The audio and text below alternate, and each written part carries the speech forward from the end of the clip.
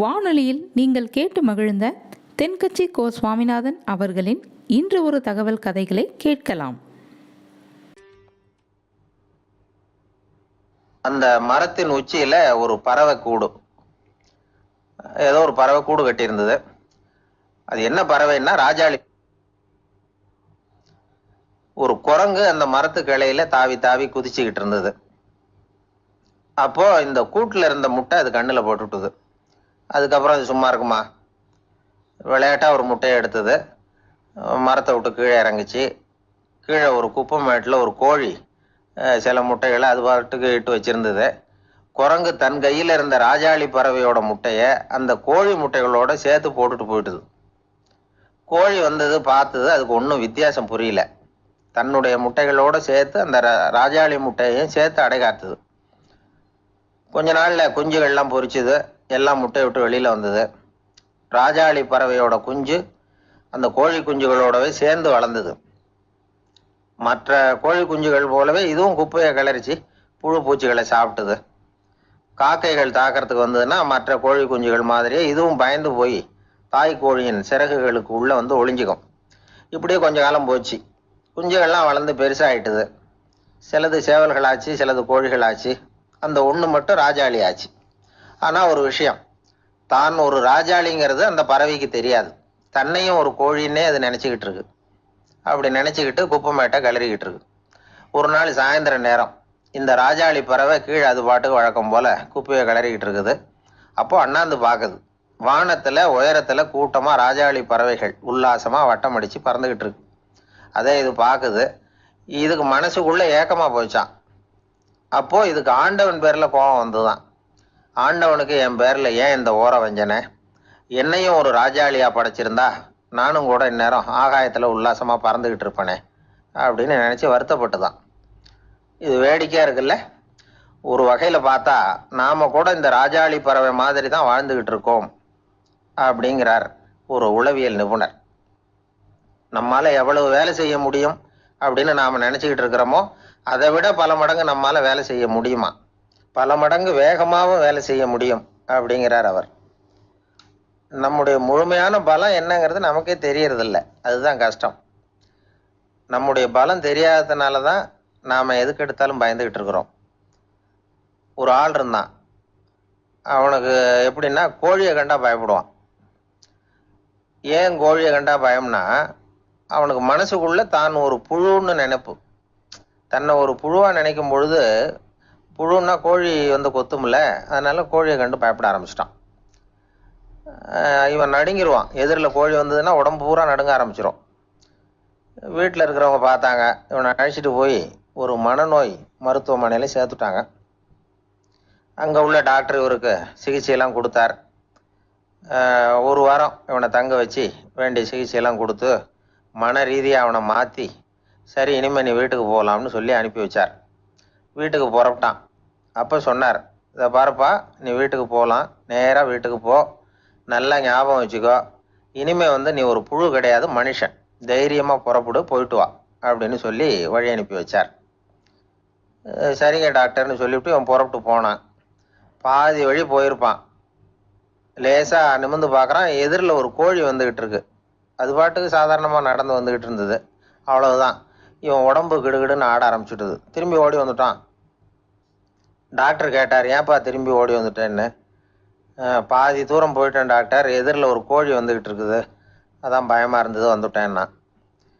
டாக்டருக்கு ஒரு மாதிரி ஆகிடுது. அவர் சொன்னார், இதை பாருப்பா, நான் தான் சொன்னேனே, நீ ஒரு புழு இல்லை, மனுஷன். இனிமேல் நீ புழு கிடையாது, நீ ஒரு மனுஷன். நீ ஒரு புழு இல்லைங்கிறது இன்னமும் உனக்கு புரியலையா அப்படின்னார் டாக்டர். நான் புழு இல்லைங்கிறது எனக்கு தெரிஞ்சுட்டுது டாக்டர், இது அந்த கோழிக்கு தெரியுமான்னு தெரியலையே அப்படின்னா. இவெல்லாம் எந்த காலத்தில் மாறுறது? அதனால் வாழ்க்கையில் வெற்றி பெறணும் அப்படின்னு நினைக்கிறவங்க யாராக இருந்தாலும் தன்னுடைய பலம் என்ன அப்படிங்கிறத முதல்ல புரிஞ்சுக்கணும். தன்னுடைய சக்தியை புரிஞ்சுக்கிட்டவன் வெற்றி பெறுவது நிச்சயம். இந்த உலகத்தில் எல்லாருக்கும் மகிழ்ச்சி தரக்கூடிய ஒரு பொருள் எது? இது ஒரு முக்கியமான கேள்வி. இந்த கேள்விக்கு பொருத்தமான ஒரு பதிலை உங்களால் சொல்ல முடியுமா? அதாவது கொஞ்சம் யோசித்து பார்த்தா பணம்னு சொல்லலாமா? இப்போ கையில் காசு இல்லாதவங்ககிட்ட ஒரு 10 ரூபாயை கொடுத்தா அது அவனுக்கு சந்தோஷத்தை கொடுக்கும். ஏற்கனவே வருமான வரி பிரச்சனையில் சிக்கி இருக்கிறவர்கிட்ட இன்னும் கொஞ்சம் பணம் இந்தாங்கன்னு சொல்லி கொடுத்தோம்னா அது அவருக்கு சங்கடத்தை தான் கொடுக்கும். அதனால் அந்த கேள்விக்கு பணங்கிறது பொருத்தமான பதிலாக இருக்க முடியாது. கேள்வி என்னன்னா, இந்த உலகத்தில் எல்லாருக்கும் மகிழ்ச்சி தரக்கூடிய ஒரு பொருள் எது? சரி, இனிப்புன்னு சொல்லலாமா? ஏன்னா எல்லாருக்கும் இனிக்க தானே செய்யும். அதுலேயும் ஒரு சிக்கல் இருக்குது. சர்க்கரை வியாதிக்காரங்களுக்கு அது என்ன சந்தோஷத்தையாக கொடுக்கும்? ஆக எல்லாருக்கும் வேறுபாடு எதுவும் இல்லாமல் மகிழ்ச்சியை கொடுக்கக்கூடியது வேற ஏதோ ஒன்று இருக்குது. அது என்னன்னு கண்டுபிடிக்கணும். அதுதான் இன்றைக்கி தகவல். அதை கண்டுபிடிக்கணும்னா இந்த கதையை கேட்கணும். அது என்ன கதைன்னா, ஒரு ஊரில் ஒரு ராஜா இருந்தார். அவருக்கும் இதே சந்தேகம் வந்துட்டுது. அதாவது எல்லாருக்கும் இன்பம் தரக்கூடிய பொருள் எது அப்படின்னு. இதுக்கு பதில் தெரிஞ்சுக்கிறதுக்கு ஆசைப்பட்டார்.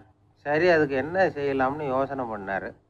நாட்டு மக்களுக்கு பகிரங்கமாக ஒரு அறிவிப்பு கொடுத்தார். நம்ம நாட்டு மக்கள் இன்பம் தரக்கூடிய பொருள் எதுன்னு நினைக்கிறாங்களோ அதை கொண்டுகிட்டு வந்து அரண்மனையில் உள்ள கண்காட்சி மண்டபத்தில் வைக்கலாம். அப்படி அவங்க வைக்கிற பொருள்களில் எது எல்லாருக்கும் இன்பம் தரக்கூடியதாக இருக்குமோ அதை வச்சவருக்கு 1000 பொற்காசுகள் பரிசு அப்படின்னு அறிவிப்பு கொடுத்துட்டார். ஜனங்கள் இந்த அறிவிப்பை கேட்டாங்க. அதுக்கப்புறம் சும்மா இருப்பாங்களா? 1000 பொற்காசுன்னா சும்மாவா? அவங்க கையில் என்னென்ன கிடைச்சதோ அதையெல்லாம் கொண்டாந்து அரண்மனை காட்சி மண்டபத்தில் வச்சுட்டாங்க. அதுக்கப்புறமா ராஜா அங்கே வந்தார். ஒவ்வொன்றா பார்த்துக்கிட்டே வந்தார். முதல்ல ஒரு குயில் இருந்தது, இனிமையாக பாடக்கூடிய குயில். இந்த குயிலோட இன்னிசை எல்லாருக்கும் இன்பம் தரக்கூடியது தான். இருந்தாலும் காது கேட்காதவங்களுக்கு இந்த இசை எப்படி இன்பம் தர முடியும்? அதனால் இது சரியில்லைன்னு விட்டார். அடுத்தபடியாக போனார். அங்கே என்ன வச்சுருக்குறாங்கன்னு பார்த்தா ஒரு அழகான மயில் அங்கே தோகை விரித்து ஆடிக்கிட்டு இருக்குது. இந்த மயிலோட ஆட்டம் மனசுக்கு இன்பம் தரக்கூடியது தான். இருந்தாலும் பார்வை இல்லாதவங்க இந்த ஆட்டத்தை பார்த்து ரசிக்க முடியுமா? முடியாது. அதனால் இதுவும் சரியில்லை அப்படின்னு சொல்லிவிட்டார். அதுக்கு அடுத்தபடியாக போனார். பல வகையான இனிப்பு பண்டங்களை வச்சுருந்தாங்க. பார்த்தார், வயசானவங்களுக்கும் நோயாளிகளுக்கும் இது இன்பம் தராது, துன்பம் தான் கொடுக்கும் அப்படின்னார். இப்படி ஒவ்வொன்றா பார்த்துக்கிட்டே போகிறார். அழகான மலர்கள், கனிகள், ஓவியங்கள் எதுவுமே பொருத்தமாக தெரியல. சகல பேருக்கும் இன்பம் தரக்கூடிய வகையில் எதுவும் இல்லை. கடைசியாக வந்தார். அங்கே ஒரு களிமண் பொம்மை இருந்தது. அது என்ன பொம்மை தெரியுமா? பசியால் வாடி இருக்கிற ஒருத்தருக்கு ஒரு அம்மா இனிமையாக பேசிக்கிட்டு சோறு போடுறது மாதிரி அந்த பொம்மையை செஞ்சுருந்தாங்க. அதுக்கு கீழே அன்பு அப்படின்னு எழுதியிருந்துதான். ராஜா பளிச்சுன்னு ஒரு முடிவுக்கு வந்தார். அந்த பொம்மையை செஞ்ச சிற்பியை வரவழைச்சார், பரிசு கொடுத்தார். அன்பு ஒன்று தான் எல்லாருக்கும் இன்பம் அளிக்கக்கூடிய பொருள். காது கேட்காதவங்களும் அதை கேட்க முடியும், பார்வை இல்லாதவங்களும் அதை பார்க்க முடியும், குழந்தைகளும் அதை உணர முடியும் அப்படின்னு அதுக்கு விளக்கம் கொடுத்தார் அந்த மன்னர். இந்த உலகத்தில் எல்லாருக்கும் மகிழ்ச்சி தரக்கூடிய ஒரு பொருள் அன்பு தான். அதை புரிஞ்சுக்கிட்டு தான் சில கணவன்மார்கள் மனைவி பேரில் ரொம்ப அன்பை காட்டிக்கிறது வழக்கம். ஒரு வீட்டு வாசப்படி பக்கமாக மழைக்கு ஒதுங்கினார் ஒருத்தர். மழை தூறிக்கிட்டு இருந்தது, இருட்டு நேரம். அந்த வீட்டில் இருந்தவர், இன்னைக்கு ராத்திரி வேணும்னா இங்கேயே தங்கிட்டு காலையில் போங்க அப்படின்னார். உடனே இவர் சொன்னார், ரொம்ப நன்றிங்க, ஒரு 10 நிமிஷத்தில் இதை வந்துவிடுறேன் அப்படின்னு சொல்லிவிட்டு எங்கேயோ ஓடினார். 10 நிமிஷம் கழித்து திரும்பி வந்தார். ஆமாம், எங்கே போயிட்டு வந்தீங்கன்னு கேட்டார் வீட்டில் இருந்தவர். நேராக எங்கள் வீட்டுக்கு போய் மனைவி கிட்ட இன்னைக்கு ராத்திரி இங்கேயே தங்கிக்கிறேன்னு சொல்லிவிட்டு வந்துவிட்டேன் அப்படின்னார் அவர். அன்புல இது ஒரு ரகம். ஒரு வயசான அம்மா தெரு வழியாக போயிட்டு இருந்தாங்க. அவங்க கையில் எண்ணத்தையோ வச்சுக்கிட்டு அதை அடிக்கடி பார்த்துக்கிட்டே இருந்தாங்க. ஒருத்தன் மெதுவாக அவங்கக்கிட்ட போய் கையில் இருக்கிறது என்ன அப்படின்னு எட்டி பார்த்தா அவங்க கையில் 4 பல் இருந்துதான். இவன் ஆச்சரியமாக அந்த அம்மாவை பார்த்தான். ஏம்மா, உனக்கு என்ன பைத்தியமா? ஏது இந்த பல்? இதை என்னத்துக்காக கையில் வச்சுக்கிட்டு அலைஞ்சிக்கிட்டு இருக்கிற அப்படின்னு கேட்டிருக்கான். அதுக்கு அந்த அம்மா விவரம் சொல்ல ஆரம்பித்தாங்களாம். இதை பாருப்பா, எனக்கு ஒரு மகன் இருந்தான். அவனை ரொம்ப செல்லமாக வளர்த்தேன். அவனை தரையிலே நடக்க விடுறதில்ல, எப்பவும் தூக்கி வச்சுக்கிட்டு இருப்பேன். அவன் நல்லா பெரியவனாகி பள்ளிக்கூடம் போகிறப்ப கூட அவன் புஸ்தக மூட்டையை நான் தான் சுமந்துக்கிட்டு போவேன். பார்க்குறவங்க கூட கேலி பண்ணுவாங்க, ஏம்மா படிக்க போகிறது நீயா உன் பிள்ளையான்னு கேட்பாங்க. அவன் இன்னைக்கு எவ்வளவோ பெரிய மனுஷன் ஆகிட்டான். வெளிநாட்டில் பெரிய உத்தியோகத்தில் இருக்கான். சமீபத்தில் இங்கே வந்துட்டு போனான். ஒரு நாள் ஏதோ கோபத்தில் என்னை அரைஞ்சுட்டான். அப்போ இந்த 4 பல்லும் கீழே விழுந்துட்டுது. இன்னமும் கூட விழுந்திருக்கும், ஆனால் பல்லு தான் இல்லை. என் புள்ள அரைஞ்சதுனால விழுந்த பல்லு இல்லையா அது? அதனால் இதை எப்பவும் என் கையிலேயே வச்சுக்கிட்டு ஆசையோடு பார்த்துக்கிட்டு இருக்கிறேன். அவன் தான் வெளிநாட்டுக்கு போட்டான், அவனை பார்க்க முடியாத ஏக்கத்தை நான் இந்த பல்லை பார்த்து போக்கிக்கிறேன் அப்படின்னு நாங்களாம் அந்த அம்மா. இந்த கதை எதுக்காகன்னா, தாய் அன்பு அப்படிங்கிறது எப்படிப்பட்டதுங்கிறத புரிஞ்சுக்கிறதுக்காக. கல்யாணம் ஆனதுக்கு அப்புறம் தாயை மறந்து விடுறவங்க எத்தனை பேர் இந்த உலகத்தில்? அவங்க காதில் வேணுங்கிறதுக்காக தான் இந்த தகவல். ஆனால் ஒரு விஷயம் மட்டும் நல்லா புரிஞ்சுக்கணும், தாயை மதிக்க தெரிஞ்சவங்க தான் இன்றைக்கி வாழ்க்கையில் எல்லா விதத்துலேயும் முன்னுக்கு வந்திருக்கிறாங்க. வேணும்னா விசாரித்து பார்த்துக்குங்க. இன்னொரு அம்மா இருந்தாங்க, அவங்க தினமும் ஒரு கோயிலுக்கு வருவாங்க. சாமியை பார்த்து, கடவுளே நான் இறந்து போனால் நரகத்துக்கு போகணும் அப்படின்னு வேண்டிக்குவாங்களாம். எல்லாரும் சொர்க்கத்துக்கு போகணும்னு தானே கடவுள்கிட்ட வேண்டிக்குவாங்க. இந்த அம்மா தினம் நான் நரகத்துக்கு போகணும் அப்படின்னு வேண்டிக்கிறாங்க. அங்கே இருந்த அர்ச்சகருக்கு இது சந்தேகம். ஒரு நாள் அதை நேரடியாகவே அவங்கக்கிட்ட கேட்டுவிட்டார். அதுக்கு அந்த அம்மா பதில் சொன்னாங்களாம், ஐயா, எனக்கு கல்யாணம் ஆகி ரொம்ப நாள் வரைக்கும் குழந்தை பாக்கியம் இல்லாமல் இருந்தது. கோயில் குளம் எல்லாம் சுற்றி வந்தேன். ரொம்ப நாள் கழித்து ஒரு குழந்தை பிறந்தது, ஆண் குழந்தை. அவனை நான் ரொம்ப செல்லம் கொடுத்து வளர்த்தேன். அதோட விளைவு என்ன ஆச்சுன்னா, அவன் ரொம்ப மோசமாக ஆயிட்டான். கெட்ட பழக்க வழக்கம்லாம் கற்றுக்கிட்டான். அவன் இறந்து போனால் நிச்சயம் அவனுக்கு நரகம்தான் கிடைக்கும். அந்த அளவுக்கு கெட்டவன் அவன். அப்படிப்பட்ட காரியங்கள்லாம் பண்ணிகிட்ருக்கான், எனக்கு தெரியும். இவனுக்காக நரகத்தில் கூட யாரும் தயவு காட்ட மாட்டாங்க, தாட்சண்யம் காட்ட மாட்டாங்க. அதனால் இவனுக்கு முந்தி நான் இறந்து நரகத்துக்கு போயிட்டா அங்கே இவனை கவனிச்சிக்கலாமே, இவனுக்கு பணிவிடை செய்யலாமேன்னு பார்க்குறேன் அப்படின்னு நாங்களாம். அதனால தான் நான் நரகத்துக்கு போகணும்னு தினம் ஆண்டவனை வேண்டிகிட்டு இருக்கிறேன் அப்படின்னு கண்கலங்கி அந்த அம்மா சொன்னாங்களாம். அதுதான் தாய் உள்ளம்ங்கிறது. தாயின் பெருமையை சரியாக உணர்ந்துட்டா அவங்களுக்கு எப்பவும் எந்த கஷ்டமும் வராது. இது ஏதோ உபதேசத்துக்காக சொல்கிற வார்த்தை இல்லை, உண்மையான வார்த்தை. இந்த விவரத்தையெல்லாம் நண்பர் ஒருத்தர்கிட்ட சொல்லிக்கிட்டு இருந்தேன். அவர் கொஞ்ச நாள் கழித்து என்னை தேடி வந்தார். அவர் கையிலேயே 4 பல்லு வச்சுருந்தார். என்னங்க ஆச்சு, ஏதுங்க இந்த பல்லு அப்படின்னு விசாரித்தோம். உங்கள் உபதேசத்தை கேட்டுவிட்டு இந்த உலகத்தில் எல்லாரையும் தாயாக நினைக்க ஆரம்பிச்சிட்டேன். ஒரு அம்மாவை கடத்தெருவில் பார்த்து தாயேன்னு கூப்பிட்டேன். அவங்க உடனே பலார்னு என்னை அரைஞ்சிட்டாங்க, பல்லு விழுந்துட்டுது. அதை தான் பொறுக்கி எடுத்துக்கிட்டு நேராக உங்களை தேடி வந்துக்கிட்டு இருக்கிறேன்னார். தாயேன்னு தானே கூப்பிட்டீங்க, அதுக்கு ஏன் அரைஞ்சாங்க அப்படின்னு கேட்டோம். நான் தாயேன்னு கூப்பிட்டது அவங்க காதில் நாயேன்னு விழுந்துட்டு தான், அதுதான் இப்படி ஆயிட்டுது அப்படின்னார். ஊருக்கு வெளியில் அமைதியான ஒரு இடம், அங்கே ஒரு ஆசிரமம், அங்கே ஒரு சாமியார். அவர் தினமும் நல்ல போதனைகள்லாம் செய்வார். பல பேர் போய் அங்கேயே சில நாள் தங்கி இருந்து அவர் சொல்கிற அறிவுரைகளை எல்லாம் கேட்டுக்கிட்டு வர்றது வழக்கம். ஒரு தடவை அவரை பார்த்துட்டு போகிறதுக்காக 3 வெளியூர் தம்பதிகள் வந்தாங்களாம். அந்த மடத்திலேயே சாப்பிட்டுக்கிட்டு தங்கி இருந்து அவங்களுடைய போதனைகளை கேட்டுக்கிட்டு போகணுங்கிறது அவங்க நோக்கம். காலையில் குளிச்சுட்டு பூஜையில் உட்காந்தார் அந்த சுவாமி. இவங்களும் குளிச்சுட்டு அந்த பூஜையை பார்க்குறதுக்காக அவர் முன்னாடி உட்காந்தாங்க. பூஜை ஆரம்பமாச்சு. சம்பிரதாயப்படி அது ரொம்ப நேரம் நடந்துக்கிட்டே இருக்குது. இவங்களுக்கு நல்ல பசி இருந்தாலும் இந்த நேரத்தில் அதை எப்படி வெளியில் காட்டிக்கிறது? பேசாமல் இருந்தாங்க. அந்த சுவாமி பூஜையை முடித்தார். அதுக்கப்புறம் பேச ஆரம்பித்தார். பேச்சு அருமையாக தான் இருந்தது, அமிர்தமாக தான் இருந்தது. இருந்தாலும் இவங்களுக்கு இருக்கிற வயிற்று பசி அது சரியாக கவனிக்க விடலை. அந்த சுவாமியே இதை கவனித்ததா தெரியல. இவங்களுக்கு மனசுக்குள்ளே ஒரு எண்ணம், உள்ளே சாப்பாடு தயாராகிட்டு இருக்கும் போல இருக்குது, இந்த பேச்சு முடிஞ்சது நம்மளை உள்ளே அழைச்சிட்டு போய் சாப்பாடு போடுவாங்கன்னு நினைக்கிறோம் அப்படின்னு இவங்களாம் நினச்சிக்கிட்டாங்க. ஆனால் சுவாமி இதை பற்றி எதுவுமே பேசலை, கண்டுக்கலை. ஒரு அம்மாவால் அதுக்கு மேலே சும்மா இருக்க முடியுமா? முடியல. சாப்பாட்டை கவனிக்கலாமா அப்படின்னு சொல்லி மெதுவாக ஆரம்பித்தாங்க. கவனிக்கலாமே அப்படின்னு உள்ளே அழைச்சிட்டு போனார் சுவாமி. இவங்க ரொம்ப அவசரமாக எழுந்திரிச்சு உள்ளே ஓடினாங்க. அங்கே ஒரு மேஜை மேலே ஒரு கிண்ணம் மூடி இருந்தது. இதுதான் சாப்பாட்டு மேஜை போல் இருக்குது, இங்கே சாப்பாடு வந்துடும் அப்படின்னு நினச்சாங்க. உடனே போய் சுற்றி உட்காந்துக்கிட்டாங்க. சுவாமி அந்த கிண்ணத்தை எடுத்து அந்த அம்மா கிட்ட கொடுத்தார். அவங்க அதை வாங்கி மூடியை திறந்து பார்க்குறாங்க. உள்ளே ஒரு சாவி இருக்குது. சரிதான், இது சமையலறை சாவி போல் இருக்குது, அங்கே போய் அதை திறந்து சாப்பாட்டை நாமே எடுத்துக்கிட்டு வந்து இங்கே வச்சுக்கிட்டு சாப்பிட்ணும் போல் இருக்குது அப்படின்னு நினச்சாங்க.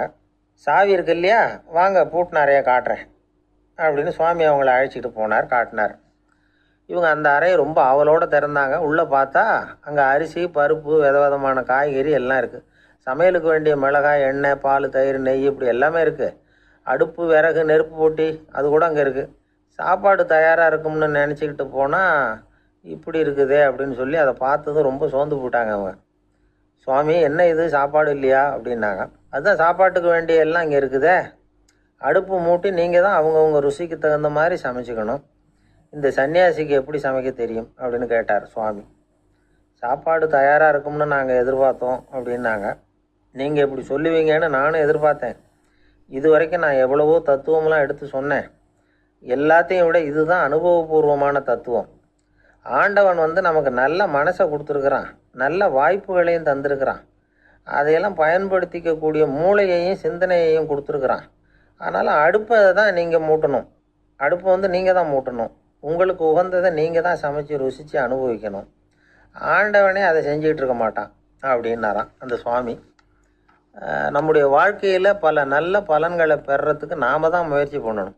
அதுக்குரிய சூழ்நிலையை தான் ஆண்டவன் கொடுப்பானே தவிர அதை விளக்கறதுக்காக தான் அந்த சுவாமி அப்படி செஞ்சு காட்டியிருக்கிறார். இது ஒரு பெரியவர் இப்படி ஒரு விளக்கம் கொடுத்தார். அதுக்கப்புறம் அந்த 3 தம்பதிகளும் தெளிவடைஞ்சுட்டாங்களாம். நாம் தெளிவடைகிறது எப்போங்கிறது தான் தெரியல அப்படின்னு பல பேர் இதை கேட்டுட்டு சொல்லிகிட்டு இருக்கிறாங்க. இந்த கதையை நம்முடைய நண்பர் ஒருத்தர்கிட்ட சொன்னேன். அந்த நண்பர் ரொம்ப சந்தோஷப்பட்டார். நீங்கள் சொல்கிறது கரெக்டு சார், ஆனால் நான் அதை விட ஒரு படி மேலே சார். எனக்கெல்லாம் அரிசி பருப்பு இருக்கிற ரூம் எதுன்னு கையை காட்டிட்டா போதும். உடனே கிண்ணத்துலேருந்து சாவியை எடுத்து கொடுக்கணுங்கிற அவசியம்லாம் இல்லை எனக்கு. அப்புறம் எப்படி ரூமை திறந்துருவீங்க அப்படின்னு கேட்டேன். பூட்டை உடச்சி திறந்துருவேன், அதுதான் எனக்கு பழக்கம். இந்த பாராட்டு விழா அப்படின்னார். ஒரு நண்பர் இருக்கார். எப்போ பார்த்தாலும் கையில் ஒரு புத்தகம் இருக்கும். புத்தகம் இல்லாமல் எங்கேயும் புறப்பட மாட்டார். எதுக்காக இப்படி எடுத்துகிட்டு போகிறீங்க அப்படின்னு கேட்டால், எனக்கு இது ஒரு நல்ல நண்பன் மாதிரி. இந்த காலத்தில் எங்கே போனாலும் காத்திருக்க வேண்டியிருக்கு. அது மாதிரி சமயத்தில் நான் நண்பன் கூட பேசிக்கிட்டு இருப்பேன் அப்படிம்பாரான். ஒருத்தர் ஒரு பெரிய அரச பதவியில் இருந்தார். அவர் பதவியிலேருந்து இறங்க வேண்டிய சூழ்நிலை. அரசு கொடுத்துருந்த வீட்டை விட்டுட்டு வெளியில் வர்றார். வரும்பொழுது 2 கையிலையும் 2 பெட்டியை எடுத்துகிட்டு வந்தாராம். சார், உங்களுடைய உடைமைகள் அப்படின்னு கேட்குறாங்க அங்கே இருந்த ஊழியர்கள். இவர் தன்னுடைய கையில் இருக்கிற பெட்டியை காட்டி, இதுதான் என்னுடைய சொத்து அப்படின்னாராம். ஒரு பெட்டியில் அவருடைய உடைகள், இன்னொரு பெட்டியில் அவர் விரும்பி படிக்கிற புத்தகங்கள். அவ்வளவுதான். இதுதான் இருந்துதான். புத்தகம் படிக்கிறது மனசுக்கு நல்லதுங்கிறது நமக்கு தெரியும். புத்தக வாசிப்பு உடம்புக்கும் நல்லதுங்கிறாங்க. அது நமக்கு ஆச்சரியமாக தான் இருக்குது. ஒரு நபர் ஒரு வருஷத்தில் சராசரியாக 2000 பக்கங்களை படிச்சிருக்கணுமா, யுனெஸ்கோ பரிந்துரை. ஆனால் நம்ம நாட்டில் நாம் சராசரியாக படிக்கிறது 32 பக்கங்கள். அவ்வளவுதான். இவ்வளவுக்கு நம்ம நாட்டில் 6000த்துக்கும் மேற்பட்ட நாளேடுகள், 2000த்துக்கும் மேற்பட்ட இதழ்கள், மலர்கள், இவ்வளவு இருந்தும் சரியாக வரல. இந்த உலகத்தில் முதல் நூலகம் எங்கே எப்போ ஆரம்பமாச்சு தெரியுமா? கிமு 2500ஆம் ஆண்டில் அது ஆரம்பமாயிருக்குது. பாபிலோனியாவில் அமில் அணு அப்படிங்கிற அரசன் தான் நூலகத்தை உருவாக்கியிருக்கிறான். அப்போல்லாம் தாள் கிடையாது, களிமண் தான். களிமண் பலகைகளில் எழுதி அது தொகுத்து அப்படியே நூலாக்கி அதை நூலகத்தில் வச்சுருப்பாங்களாம். அரசருடைய நூலகத்தில் 1000த்துக்கும் மேற்பட்ட நூல்கள் இருந்ததாக வரலாற்று குறிப்பு இருக்குது. அது மட்டும் இல்லை, அந்த நூலகத்தில் பொருள் வாரியாக, அதாவது சப்ஜெக்ட் வாரியாக புத்தகங்களை வகைப்படுத்தி வச்சுருந்தாங்களாம். அதில் மிச்சம் இருந்த ஒரு 25 களிமண் பலகை புத்தகங்கள் இன்றைக்கும் பிரிட்டிஷ் அருங்காட்சியகத்தில் இருக்குதான். அச்சு தாள் இதெல்லாம் ஏற்பட்டதுக்கப்புறம் அமைக்கப்பட்டது தான் ஃப்ரான்ஸில் இருக்கக்கூடிய பாரிஸ் நூலகம். 1480 ஃப்ரெஞ்சு மன்னர் 11ஆம் லூயி இந்த நூலகத்தை அமைச்சாராம். ஆனால் அப்போல்லாம் அரசர்கள் மட்டும்தான் நூலகத்தை பயன்படுத்த முடியுமா. அதுக்கப்புறம் 17ஆம் நூற்றாண்டில் இந்த முறை மாறி பொதுமக்கள் அங்கே போகலாம், படிக்கலாம் அப்படிங்கிற நிலைமை தான். போட்லியன் நூலகம் அப்படின்னு அதுக்கு பேர், பாரிஸ் நகரத்தில் இருக்குது. அங்கே தான் நூல்களின் பட்டியல் தயாரிப்பு பணி ஆரம்பமாச்சு. கல்வி வளர்ச்சியையும் நூலகத்தையும் இணைச்சவர் நெப்போலியன் போனபார்ட். முன்பணம் செலுத்தி புத்தகத்தை படிக்கிற முறையையும் அவர் தான் கொண்டுகிட்டு வந்தாராம். மக்கள்கிட்ட வசூலிக்கிற வரியின் ஒரு பகுதியை நூலகத்துக்கு பயன்படுத்தினவரும் அவர் தானா. நெப்போலியன் நூலகத்தில் உலகத்தில் உள்ள எல்லா மொழி நூல்களும் இருக்குதான். அங்கே ஒரு தமிழ் நூலும் இருந்திருக்குது. அது என்னென்னா கம்பராமாயணம். சோவியத் யூனியனுக்கு படையெடுத்து போனப்போ அங்கேருந்து லட்சக்கணக்கான புத்தகங்களை இந்த பனிச்சறுக்கு வாகனங்கள் இருக்குல்ல, அதில் கொண்டுகிட்டு வந்ததாக வரலாறு. அடுத்தபடியாக குறிப்பிட்டு சொல்லத்தக்க நூலகம் எதுன்னா பிரிட்டிஷ் நூலகம். மிக பழைய கையெட்டு பிரதியெல்லாம் கூட அங்கே இருக்குது. 1753 ஆரம்பமாச்சு. அதில் உள்ள நூல்களை வரிசையாக அடுக்கினா 180 கிலோமீட்டர் நீளத்துக்கு வருமா. மிகப்பெரிய நூலகம் அமெரிக்க தலைநகர் வாஷிங்டனில் இருக்குதான். இந்தியாவை பொறுத்த வரைக்கும் பெரிய பழைய நூலகம் எதுன்னா கல்கத்தா நூலகம். எல்லா இந்திய மொழி நூல்களும் இங்கே உண்டு. மகாகவி பாரதியார் நடத்தின இந்தியாங்கிற இதழின் எல்லா பிரதிகளும் அங்கே பாதுகாப்பாக இருக்குது. படிக்கும் பழக்கம் இங்கே வளர வேண்டியிருக்குது. ஒருத்தர்கிட்ட ஒரு புஸ்தகத்தை கொடுத்து விமர்சனம் எழுத சொல்லியிருந்தாங்க. கொஞ்ச நாள் கழித்து அவரை போய் பார்த்து, என்னங்க புஸ்தகத்தை படித்து பார்த்தீங்களா அப்படின்னு கேட்டாங்களாம். இதுக்கு அவர் சொல்லியிருக்கிறார், இன்னும் நான் படித்து பார்க்கலிங்க, இப்போ தானே விமர்சனமே எழுதி முடிச்சிருக்கிறேன், இனிமே தான் படிக்கணும் அப்படின்னாராம். ஒருத்தர் அவசரமாக போய்கிட்டு இருந்தார். எங்கே போய்கிட்டு இருக்கீங்க அப்படின்னு கேட்டார் ஒரு பெரியவர். கடைக்கு போகிறேன் சார், சாமான் வாங்கிறதுக்கு அப்படின்னார். அங்கே போகிறதுக்கு முன்னாடி தெரிஞ்சிக்க வேண்டியதெல்லாம் தெரிஞ்சுக்கிட்டீங்களா அப்படின்னு கேட்டார் பெரியவர். கடைக்கு போய் காசை கொடுத்து ஒரு பொருளை வாங்கிட்டு வரப்போகிறோம், இதில் தெரிஞ்சிக்க வேண்டியது என்ன இருக்குது அப்படின்னார் அலட்சியமாக. இப்போ அந்த பெரியவர் பேச ஆரம்பித்தார். இந்த உலகத்தில் எந்த ஒரு செயலில் இறங்குறப்பவும் நாம் நல்லா ஆலோசனை பண்ண வேண்டிய விஷயம் 5 அப்படின்னார். உதாரணமாக, ஒருத்தன் கடைக்கு போய் ஏதோ ஒரு பொருளை வாங்கிட்டு வர போகிறான்னு வச்சுக்கோங்களேன். அப்போ கூட அவன் 5 விஷயங்களை பற்றி தெரிஞ்சுக்க வேண்டியிருக்குது அப்படிங்கிறார் அவர். முதல்ல அந்த பொருள் எப்படிப்பட்டது அப்படிங்கிறத தெரிஞ்சுக்கணும். ரெண்டாவதாக தன்னை பற்றியும் தெரிஞ்சுக்கணும். அப்போ தான் அந்த பொருள் தனக்கு தேவையா இல்லையா அப்படிங்கிறத புரிஞ்சுக்க முடியும். மூணாவதாக தெரிஞ்சுக்க வேண்டியது ஒன்று இருக்குது. அது என்னென்னா, அந்த பொருளை அடையிறதுக்கு வழி என்ன அப்படிங்கிறத தெரிஞ்சுக்கணும். அதாவது எவ்வளவு பணம் கொடுத்தா அது கிடைக்கும், இது மாதிரியான விஷயங்கள். நாலாவதாக அந்த பொருளை அடையிறது மூலமாக நாம் அடையக்கூடிய பயன் என்ன அப்படிங்கிறதையும் உணரணும். அஞ்சாவது, அந்த பொருளை அடையிறதுல இருக்கக்கூடிய தடை எது அப்படிங்கிறதையும் நாம் தெரிஞ்சுக்கணும். பெரியவர் பேசுகிறது ஏதோ தத்துவம் மாதிரி தெரியுது இல்லையா? தத்துவம்தான். அதாவது இப்படி உலகியல் வாழ்க்கையில் சின்ன சின்ன விஷயங்கள்லேயே நாம் 5 விஷயங்களை தெரிஞ்சுக்க வேண்டியிருக்குது. அது ரொம்ப அவசியமாக இருக்குது. பேரின்ப நிலைன்னு சொல்கிறாங்கல்ல, அது மாதிரி பெரிய சமாச்சாரங்கள்லேயும் இந்த 5 விஷயங்களை நாம் தெரிஞ்சுக்க வேண்டியிருக்குது. அதுக்கு பேர் என்னன்னா அர்த்த பஞ்சகம். வைணவ சமயத்தில் அர்த்த பஞ்சகம்ங்கிறது ரொம்ப பெரிய விஷயம். கடைக்கு போகிறது மாதிரி கடவுளை பார்க்க போகிறப்பவும் நாம் 5 விஷயங்களை தெரிஞ்சுக்கணுமா.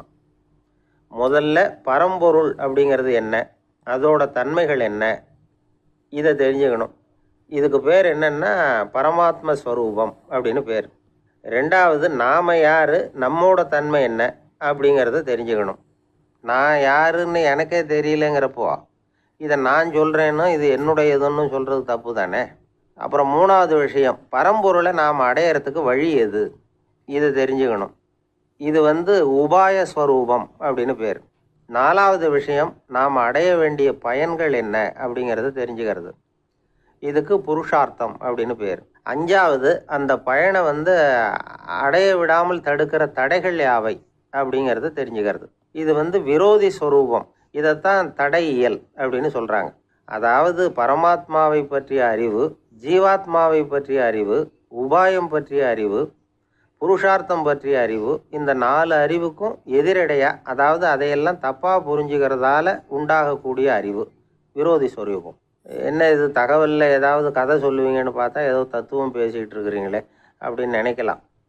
இதுவும் தெரிஞ்சுக்க வேண்டிய ஒரு பெரிய விஷயந்தான். காதில் போட்டு வச்சா எப்போவாவது உபயோகப்படும். என்னுடைய நண்பர் ஒருத்தர் ஒரு நாள் என்கிட்ட சொன்னார், சார், அடுத்த மாதம் தஞ்சாவூரில் ஒரு கல்யாணம், போகிறதா வேண்டாமா அப்படின்னு ஒரே குழப்பமாக இருக்குது அப்படின்னார். நான் உடனே இந்த அர்த்த பஞ்சக உபதேசம் பண்ண ஆரம்பித்தேன். அவர் எல்லாத்தையும் பொறுமையாக கேட்டுவிட்டு, சரி சார், நான் போகிறதுன்னு முடிவு பண்ணிவிட்டேன்னார்.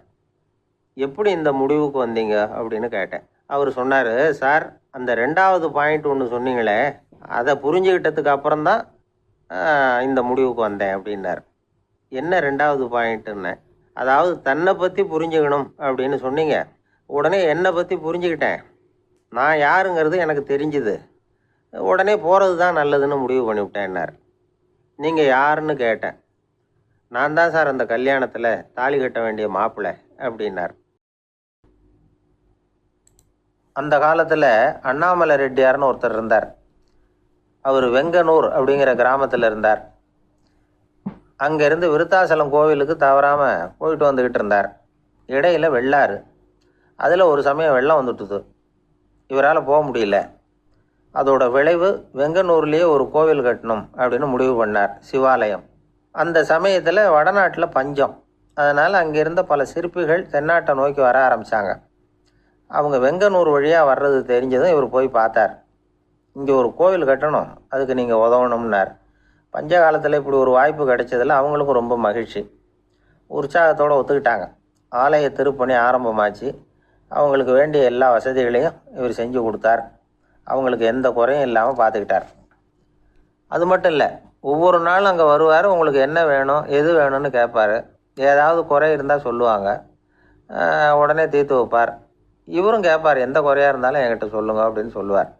அதை தவிர இவராகவே கவனித்தும் அவங்களுக்கு என்னென்ன தேவைங்கிறத கண்டுபிடிச்சி அதையெல்லாம் கொடுத்துக்கிட்டு இருப்பார். என்ன தேவைன்னாலும் அதை நிறைவேற்றி வச்சுருவார். அந்த சிற்பிகளின் தலைவன் ஒருத்தன், அந்த ஆளுக்கு வெத்தலை பாக்கு போடுறது பழக்கம். இதை தெரிஞ்சுக்கிட்டு அதுக்காகவே ஒரு ஆளை ஏற்பாடு பண்ணார். வேணுங்கிறப்போலாம் நீ வெத்தலை சீவல் மடித்து கொடுக்க வேண்டியது உன் வேலை அப்படின்னு ஒருத்தனை ஏற்பாடு பண்ணிட்டார். இப்படியெல்லாம் செஞ்சதும் அவங்களுக்கும் ரொம்ப உற்சாகம். ரொம்ப பொறுப்பாக சிற்ப வேலைகளை செஞ்சுக்கிட்டு இருக்கிறாங்க. ஒரு நாள் என்னாச்சு தெரியுமா? அந்த சிற்பிகளின் தலைவன் ரொம்ப நுணுக்கமாக ஒரு வேலையை செஞ்சுக்கிட்டு இருக்கிறான். சாரம் போட்டு அது மேலே படுத்துக்கிட்டு அண்ணாந்து பார்த்து உச்சியில் நுணுக்கமான சிற்பங்களை உருவாக்கிக்கிட்டு இருக்கான். சிற்பியின் கவனம் செதறப்படாதுங்கிறதுனால இவர் மெதுவாக சத்தம் போடாமல் கிட்ட போய் நின்று அதை கவனிச்சிக்கிட்டு இருக்கிறார். அந்த சிற்பி வழக்கம் போல் வெத்தலை பாக்குக்காக இடது கையை கீழே நீட்டினான். அந்த சமயம் பார்த்து அவருக்கு தாம்பூலம் கொடுக்குறவன் அங்கே இல்லை, எங்கேயோ போயிருக்கிறான். அண்ணாமலை ரெட்டியார் என்ன பண்ணார் தெரியுமா?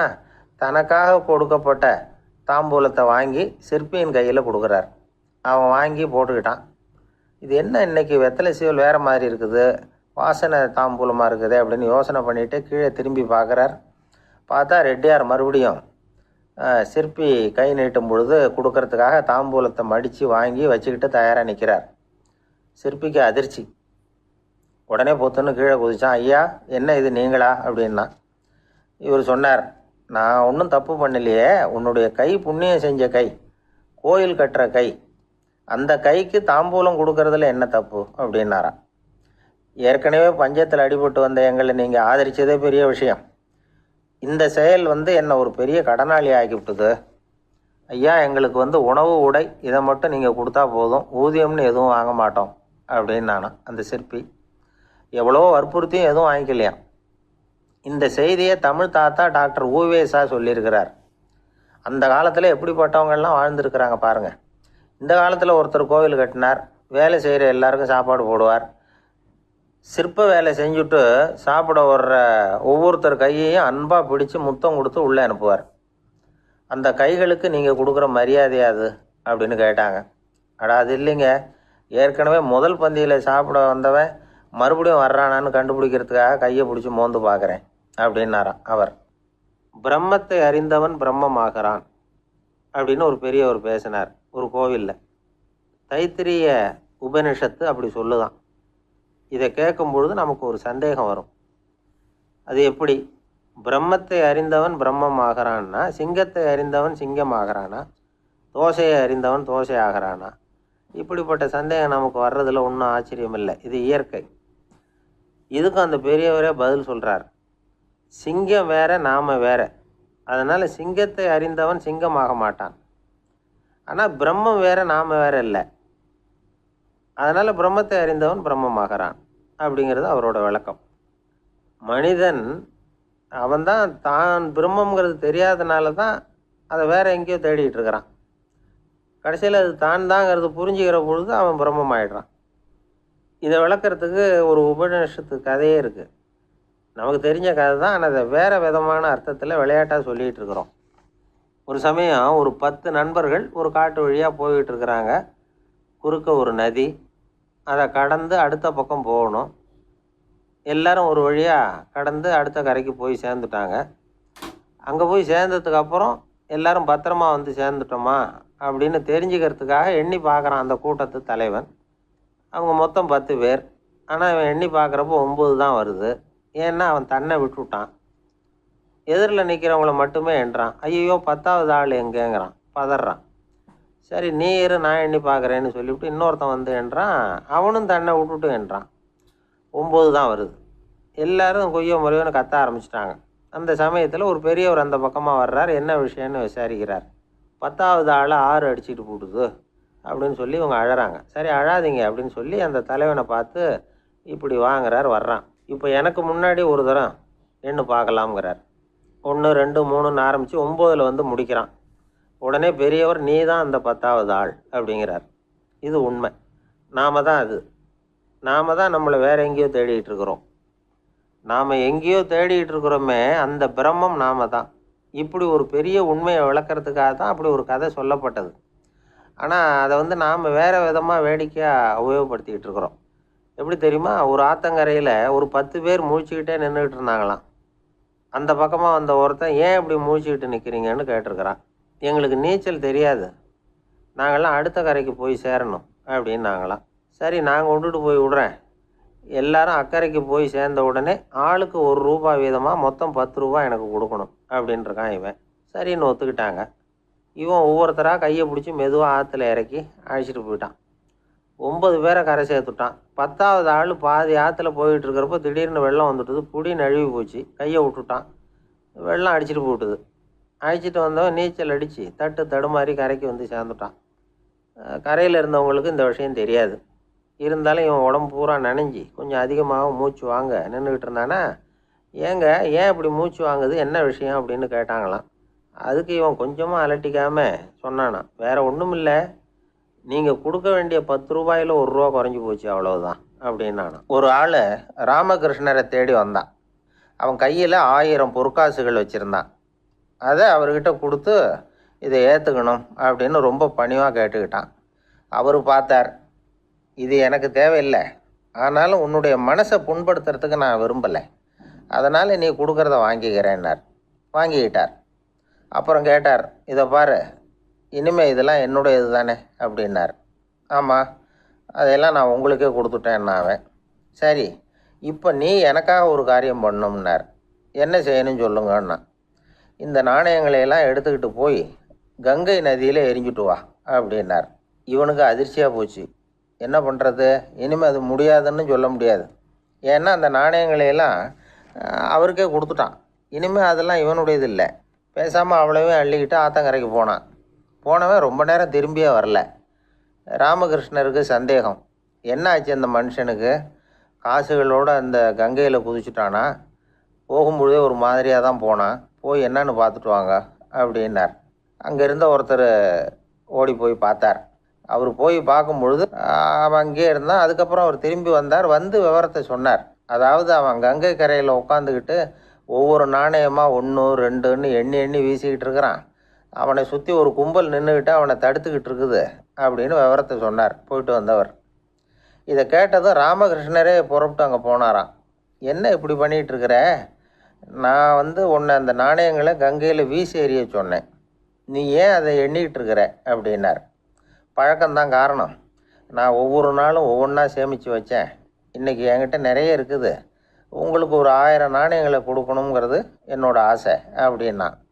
இப்போ ராமகிருஷ்ணர் சொன்னார், ஒரே நேரத்தில் எல்லாத்தையும் சம்பாதிச்சிருந்தா நீ வந்து எண்ணுறது பொருத்தமாக இருக்கும், எல்லாத்தையும் இழக்கும்போது ஒவ்வொன்றா எண்ணிக்கிட்டு இழக்கிறதுங்கிறது சரியான செயல் இல்லை, அதனால் ஒரே தடவையாக எல்லாத்தையும் தூக்கி எறிஞ்சிடும் அப்படின்னார். இது இழப்பது அப்படிங்கிற ஒரு உயர்ந்த நிலை. இதை நாம் யதார்த்த வாழ்க்கையில் சம்மந்தப்படுத்தி பார்த்து குழப்பிக்கிட்டு இருக்கக்கூடாது. இழக்கிறேன்னு சொல்லிக்கிட்டு இருக்கிற காசையெல்லாம் ஆற்றுலையும் குளத்துலையும் கொண்டு போய் எரிஞ்சிட்டு வாங்க அப்படின்னு உபதேசம் பண்ணுறதாக யாரும் நினச்சிடக்கூடாது. இதில் நாம் புரிஞ்சிக்க வேண்டியது என்னென்னா, எதையாவது ஒன்றை இன்னொருத்தருக்கு கொடுக்கணும் அப்படின்னு விருப்பப்பட்டால் அதை மனப்பூர்வமாக கொடுத்துடணும். கொடுத்துட்டு அதையே நினச்சிக்கிட்டு இருக்கக்கூடாது. நம்மால் ஒருத்தர் ஒரு ₹100 நோட்டை தன்னுடைய நண்பர் ஒருத்தர்கிட்ட கொடுத்து, இது உனக்கு தான் வச்சுக்கோ அப்படின்னார். அவர் பார்த்தார், இது இனிமேல் எனக்கு தானே சொந்தம் அப்படின்னார். ஆமான்னார் அவர். அப்படின்னா எனக்காக நீ ஒரு உதவி செய்யணும்னார். சொல்லுங்கள் செய்கிறேன்னார் அவர். இந்த ₹100 நோட்டை தீ வச்சு கொளுத்தி விடுன்னார். இவர் அதிர்ச்சியாகி அவரை பார்த்தார். இப்போ அவர் சொன்னார், நீ எனக்கு அன்பாக கொடுத்தது இது, இந்த நோட்டு கள்ள நோட்டுங்கிறது எனக்கு முன்னாடியே தெரியும், சீக்கிரம் கொளுத்தி விடு, அதுதான் நம்ம 2 பேருக்குமே நல்லது அப்படின்னாராம் அவர். ஏங்க எங்கே போயிட்டு வரீங்க அப்படின்னு கேட்டேன். எனக்கு வேண்டப்பட்ட ஒருத்தரை பார்த்து. ஆஸ்பத்திரிக்குன்னார். எந்த ஆஸ்பத்திரிக்குன்னே? மாட்டு ஆஸ்பத்திரிக்குன்னார். என்ன விஷயம்னே? மாமனாருக்கு உடம்பு சரியில்லை, அதுதான் மாட்டு ஆஸ்பத்திரிக்கு போயிட்டு வரேன்னார். அட பாவி, அதுக்கு அந்த ஆஸ்பத்திரிக்காக போவாங்க அப்படின்னு ஆச்சரியமா? அடா அது இல்லைப்பா, முதல்ல எங்கள் குடும்ப டாக்டர் தான் தேடிக்கிட்டு போனேன். அவர் அந்த நேரத்தில் அவர் வளர்க்குற நாய்க்குட்டிக்கு உடம்பு சரியில்லைன்னு சொல்லி அதை தூக்கிக்கிட்டு மாட்டு ஆஸ்பத்திரிக்கு போயிட்டாராம் சொன்னாங்க. அதனால் அங்கே போய் அவரை சந்தித்து விஷயத்தை சொல்லிவிட்டு வர்றேன்னார். அப்புறம் தான் எனக்கு கொஞ்சம் நிம்மதியாக இருந்தது. பொதுவாக நமக்கு தெரிஞ்ச வரையில் டாக்டர்கள் 2 வகை. நமக்கு வைத்தியம் பண்ணுற டாக்டர்கள் ஒரு வகை, நம்மக்கிட்ட இருக்கிற ஆடு மாடு கோழிக்கு வைத்தியம் பண்ணுற டாக்டர்கள் ஒரு வகை. இப்போ தான் எனக்கு தெரியும் இன்னொரு வகையான டாக்டர்களும் உண்டுங்கிறது.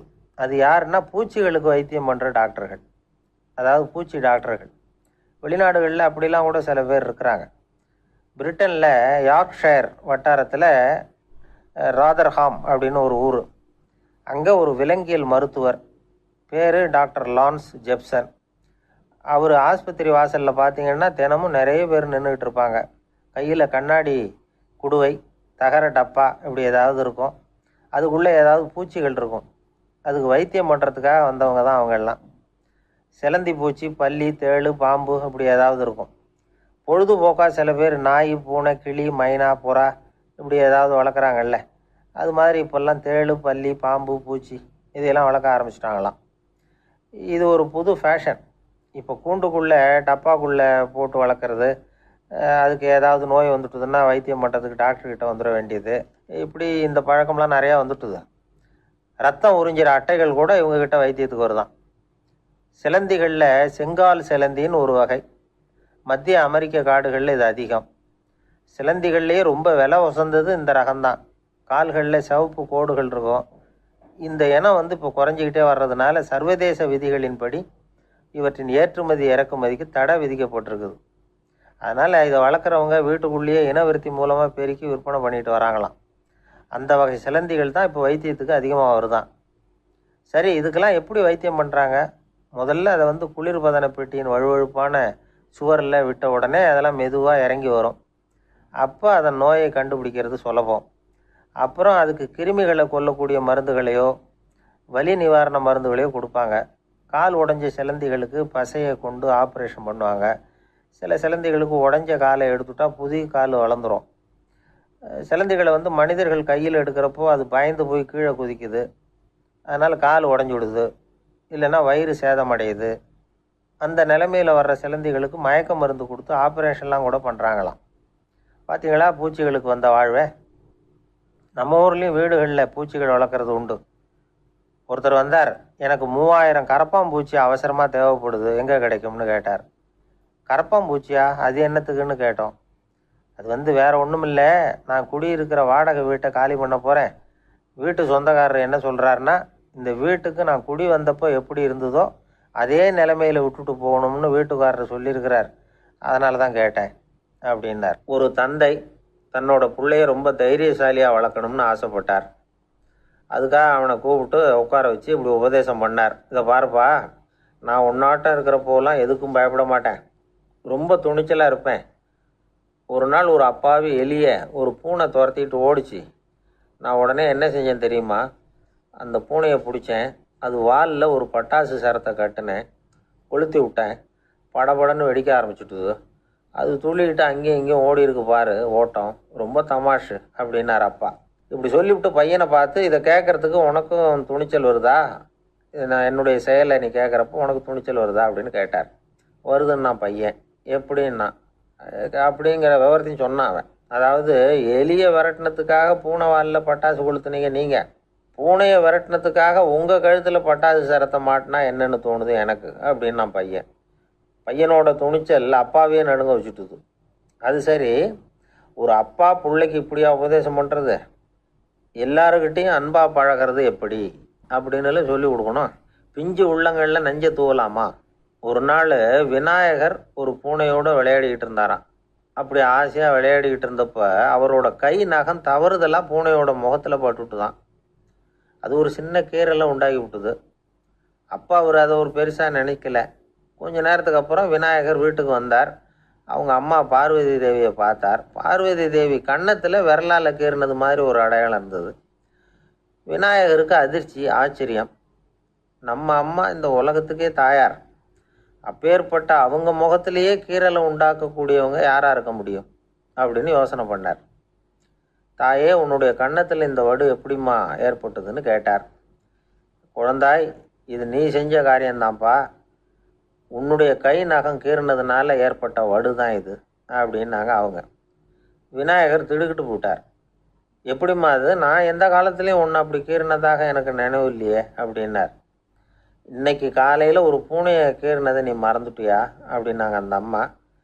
விநாயகர் திகைச்சு போய் நின்னார். பார்வதி தேவி சொன்னாங்க, இதை பாருப்பா, இந்த உலகத்தில் இருக்கக்கூடிய எல்லா உயிர்கள்லேயும் நான் இருக்கிறேன்.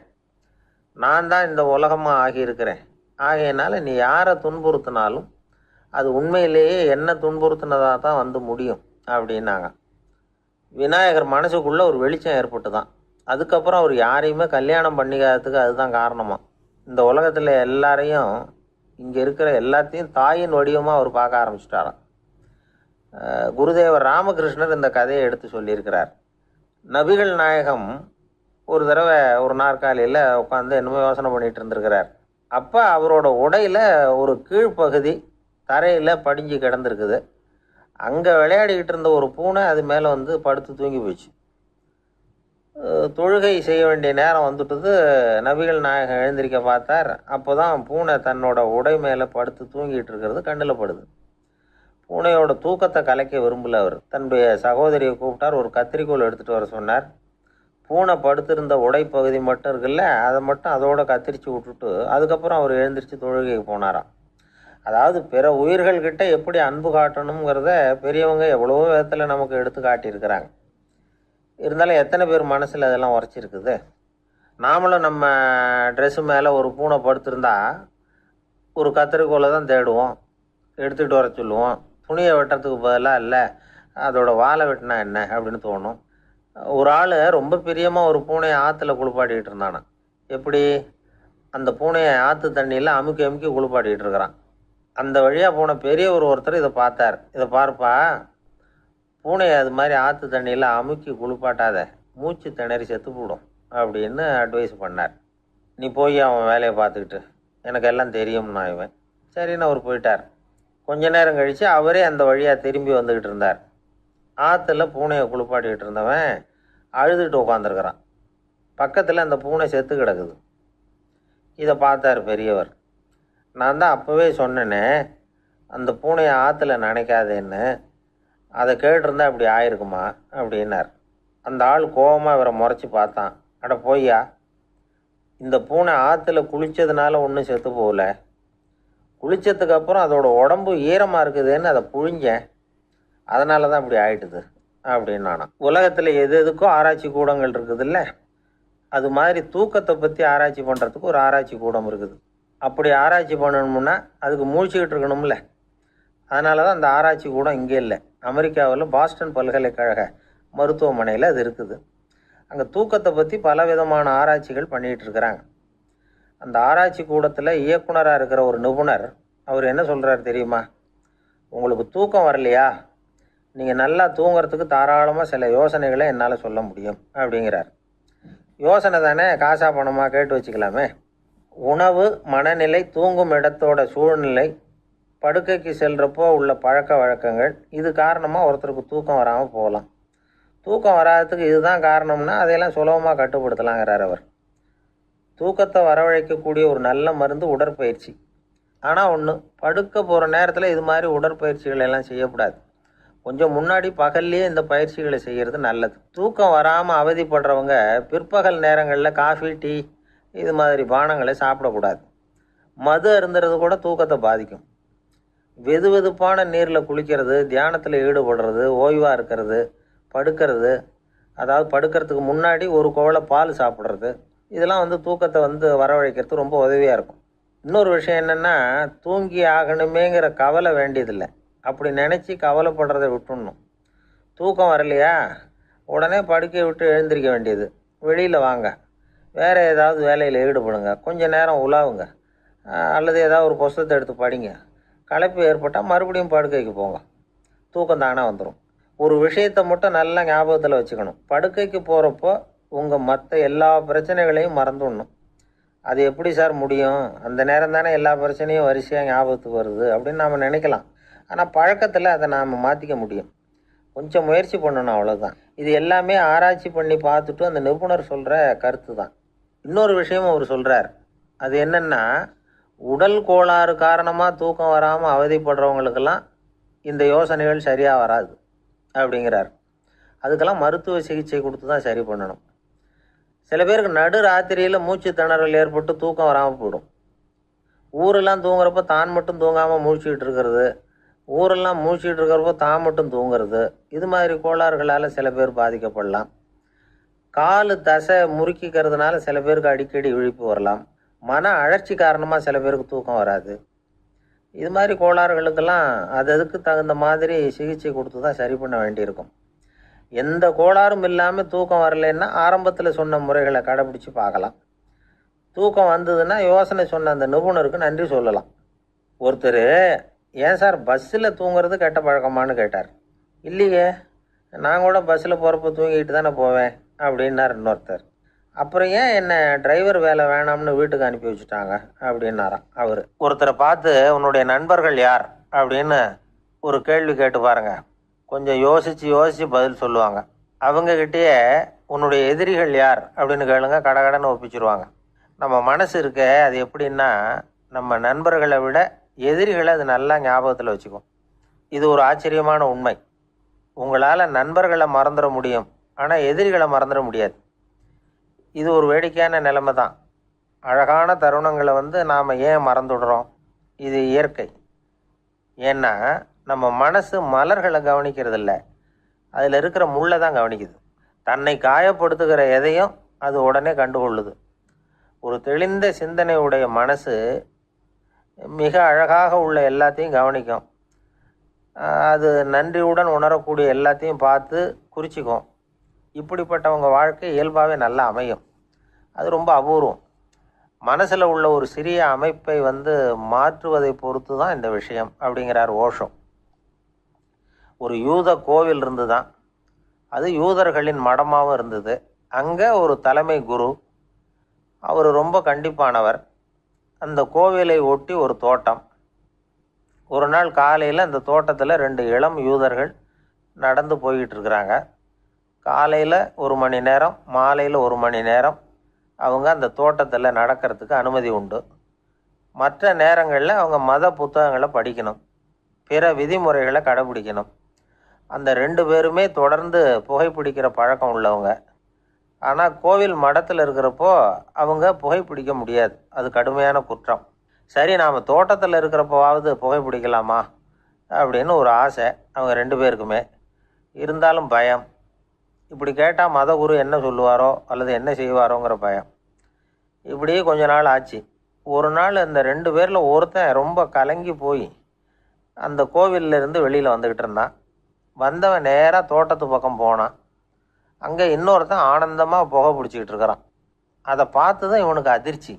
அட கடவுளே, என்ன இது, நீ கேட்காமலே ஆரம்பிச்சிட்டியா அப்படின்னா. இல்லை நான் கேட்டுவிட்டு தான் ஆரம்பிச்சிருக்கேன்னா அவன். அப்படியா, என்ன மனுஷன் இவர், நானும் தான் கேட்டேன், என்னை கண்ணாமுன்னான்னு திட்டிவிட்டார். இது என்ன கோவிலா இல்லை நரகமா? உனக்கு புகை பிடிக்கணும்னு ஆசையாக இருந்தால் நரகத்துக்கு போகணும்னு சொல்லிவிட்டார்.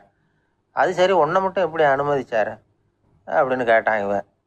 அவன் சிரிச்சுக்கிட்டே, நீ எப்படி கேட்ட சொல்லு அப்படின்னா. நாம் இந்த தோட்டத்துக்கு வர அனுமதிக்கப்பட்டிருக்கிறதே ஜபத்துக்காகத்தானே, அதனால் நான் ஜபம் சொல்லும் பொழுது புகை பிடிக்கலாமா அப்படின்னு கேட்டேன். அதுக்கு தான் அவர் சத்தம் போட்டு என்னை அடிக்கவே வந்துட்டார் அப்படின்னா இவன். நீ ஒரு மாதிரியாக கேட்டிருக்க, நான் வேறு மாதிரியாக கேட்டிருக்கிறேன். ஜெபம் சொல்லும்போது புகை பிடிக்கலாமான்னு நீ கேட்டிருக்க. ஐயா, புகை பிடிக்கும் பொழுது ஜெபிக்கலாமா அப்படின்னு நான் கேட்டேன். அதில் தப்பு ஒன்றும் இல்லை அப்படின்னு பதில் சொல்லிட்டார் அப்படின்னா. ஒரு சிறிய மாற்றம்தான் அது மிகப்பெரிய மாறுதலை ஏற்படுத்தி விட்டது. மனசு நல்ல விதமாக சிந்திக்க ஆரம்பிச்சுட்டுதுன்னா மகிழ்ச்சிக்கு பஞ்சம் இல்லை. ஒரு கஞ்சன் ஆற்றுல விழுந்துட்டான், வெள்ளத்தில் தத்தளிச்சுக்கிட்டு இருக்கிறான். கரையில் நின்ன ஒருத்தர், உன் கையை கொண்டா இப்படி பிடிச்சி இழுத்து கரையில் சேர்த்து விடுறேன்னார். எதையும் கொடுத்து பழக்கம் இல்லாத அவன் கையையும் கொடுக்க மாட்டேன்னுட்டான்.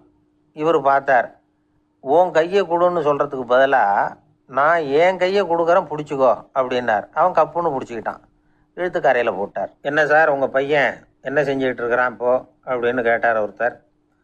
அடிக்கடி கண்ணாடி முன்னாடி நின்று அழகு பார்த்துக்கிட்டு இருக்கிறான் சார். அப்படின்னாரு அப்பா. இளம் பருவம் இப்படி தான் இருக்கும், அதையெல்லாம் சாதாரணமாக நினச்சிடாதீங்க அப்படின்னாரு அவர்.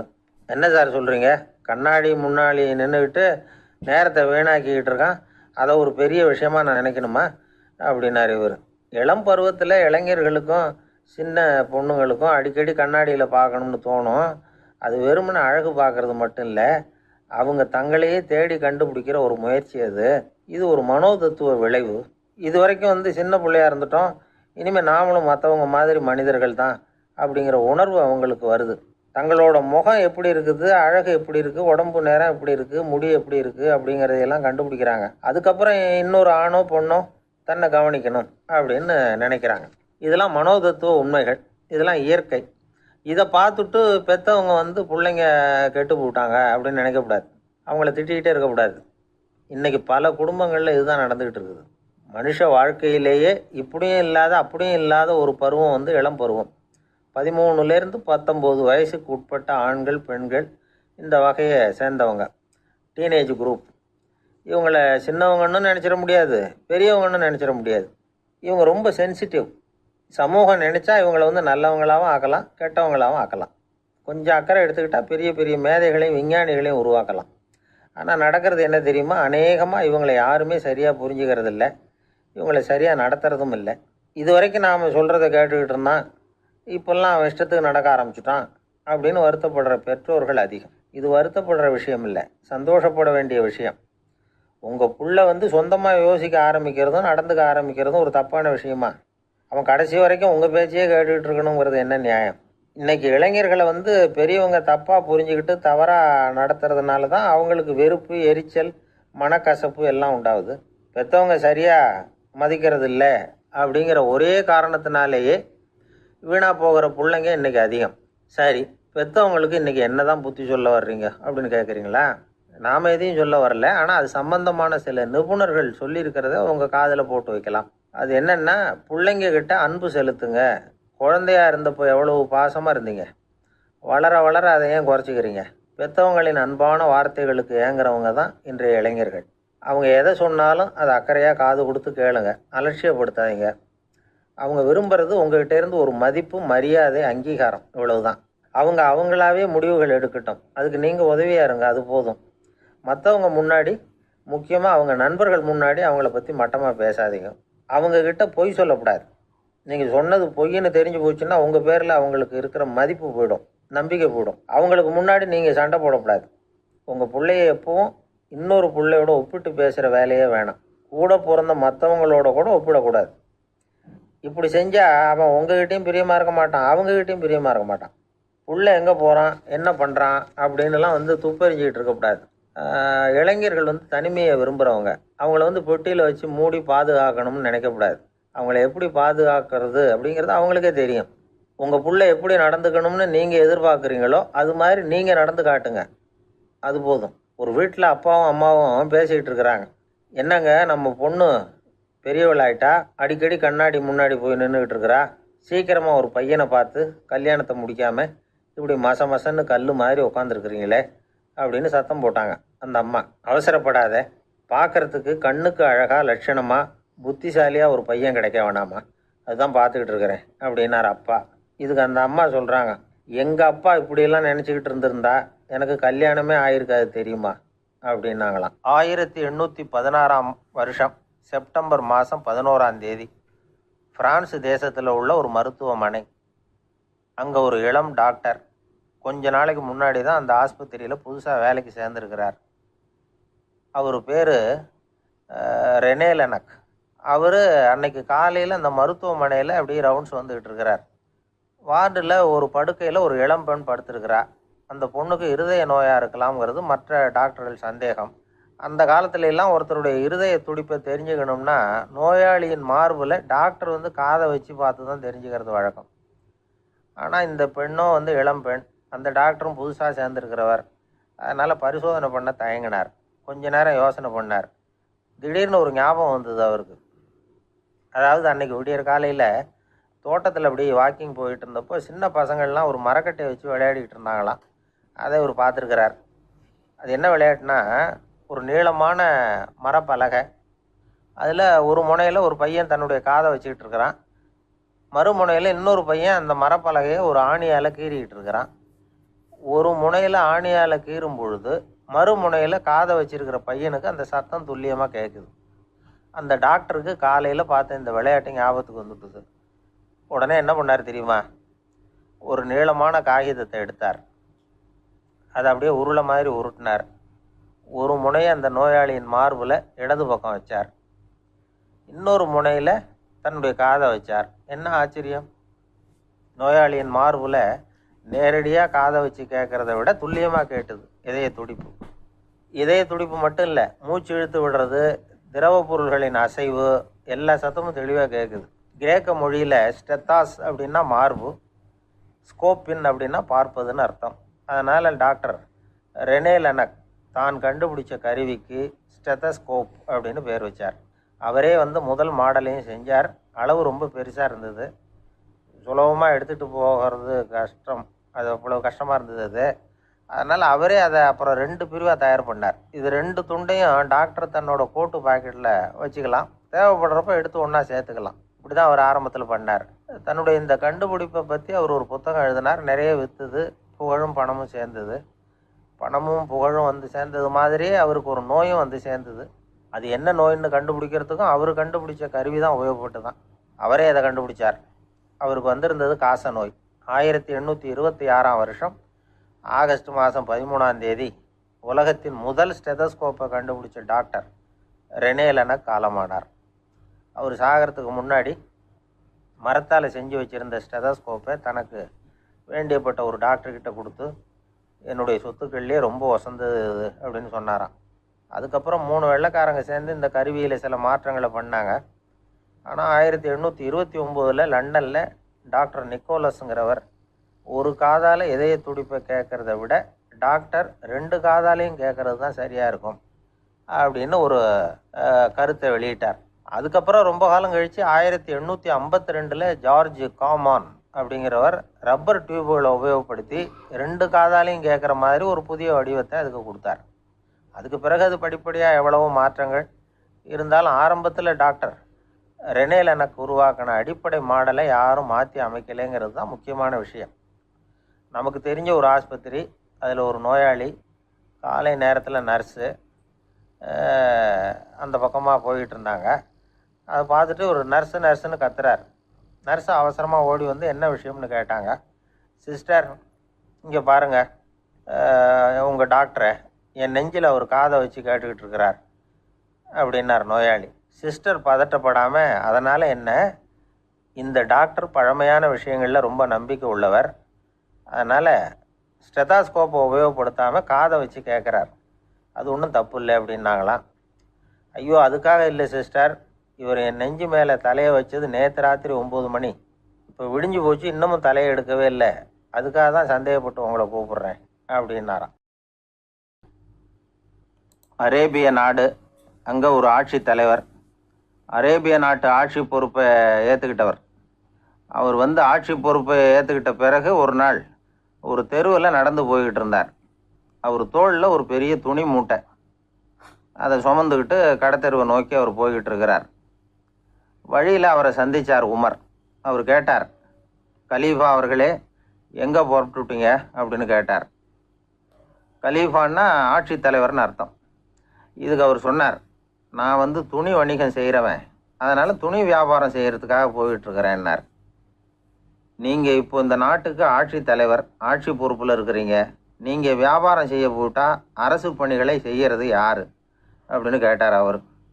நான் அரசு பணிகளை மட்டுமே செஞ்சுக்கிட்டு இருந்தால் என் குடும்பத்தை காப்பாற்றுறது யார் அப்படின்னு கேட்டார் அவர்.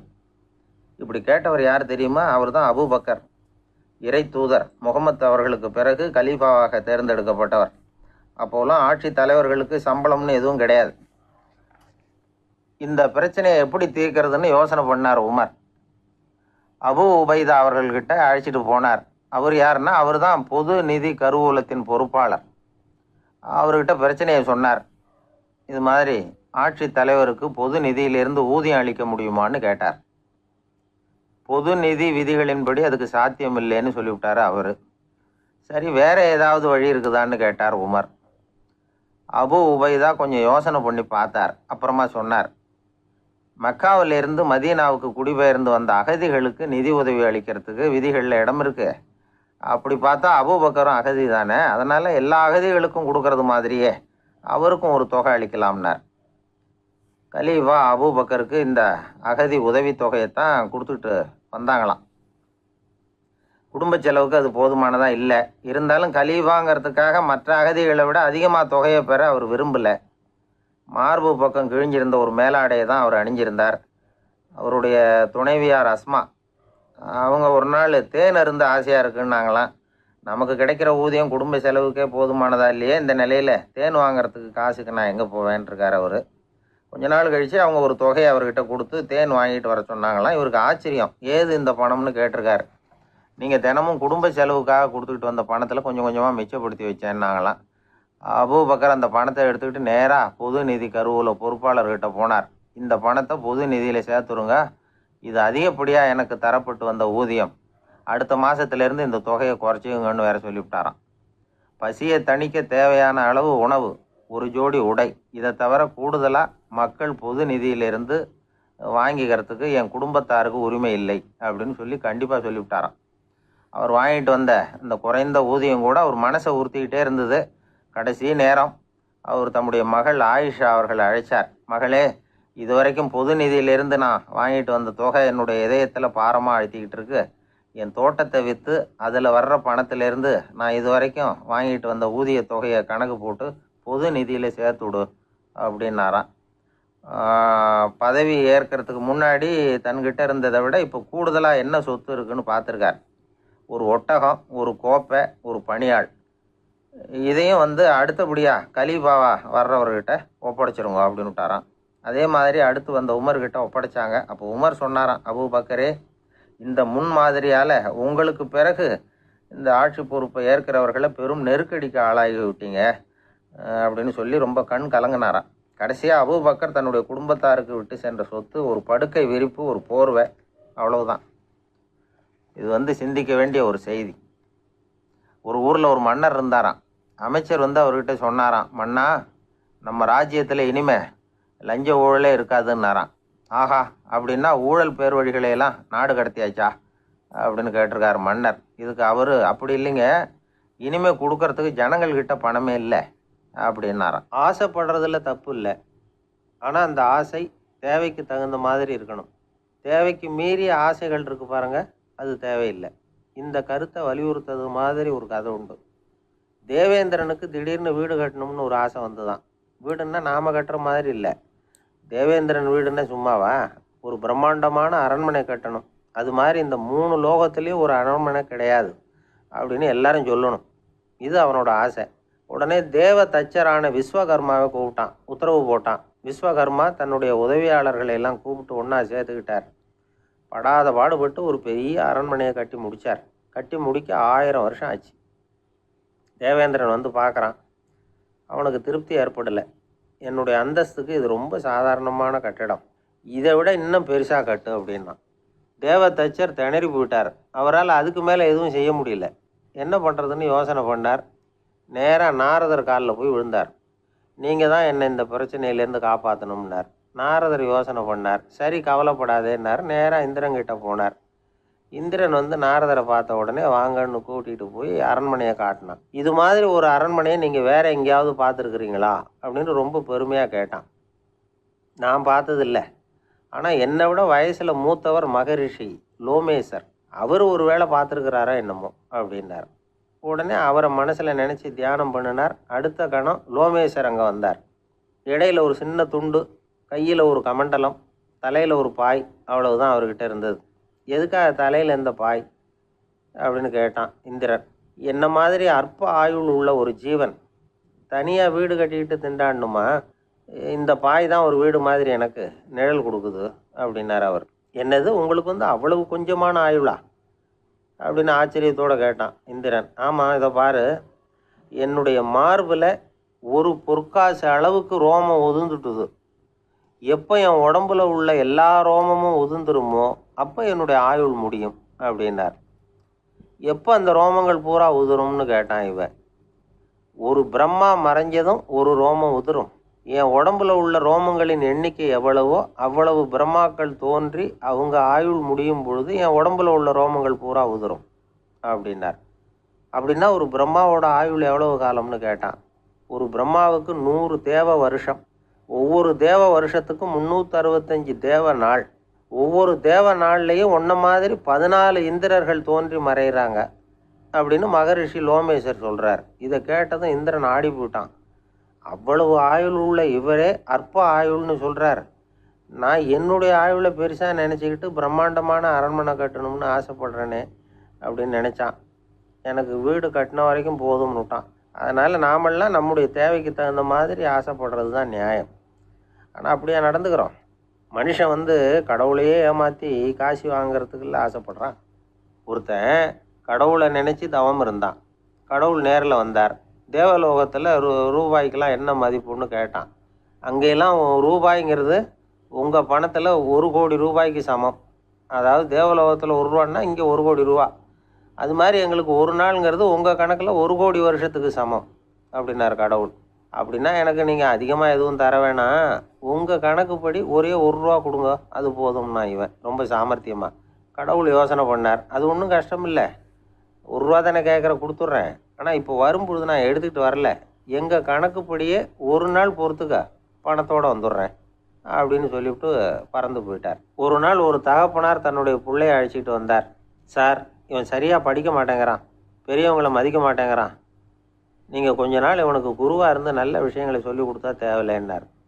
பெரியவங்களையும் மதிக்காதவன் எப்படி என்ன மதிக்க போகிறான் அப்படிங்கிறது நமக்கு யோசனை வரும் இல்லையா? வேணாங்க, என்னை விட்டுருங்க அப்படின்னோம். அவர் விட மாட்டேன்னு விட்டார். இல்லைன்னா அவரே சிஷ்யன் ஆகிடுவார் போல இருந்தது. சரி, வேறு வழி இல்லாமல் அந்த பையனையே என்னுடைய சீடை நான் ஏற்றுக்கிட்டு உபதேசமெல்லாம் பண்ண ஆரம்பித்தோம். அதாவது குரு பக்தின்னா அது எப்படி இருக்கணுங்கிறத பற்றி சொல்லி கொடுத்தோம் அவனுக்கு.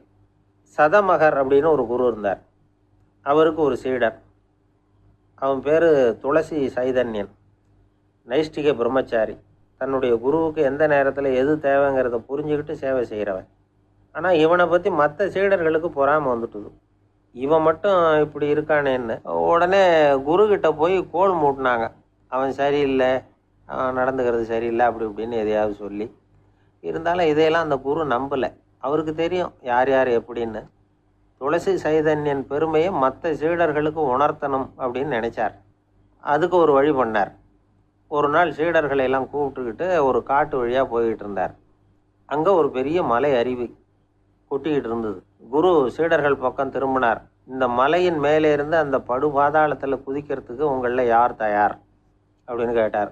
ஒரு சீடனும் ஆய திறக்கலை, ஒதுங்கி நின்றுக்கிட்டாங்க. பின்னாடி மூட்டை முடிச்சோடு வந்துக்கிட்டு இருந்தான் துளசி சைதன்யன். அவனை பார்த்தார். தபாரப்பா, நீ மேலே இருந்து அந்த அருவியில் குதி அப்படின்னார்.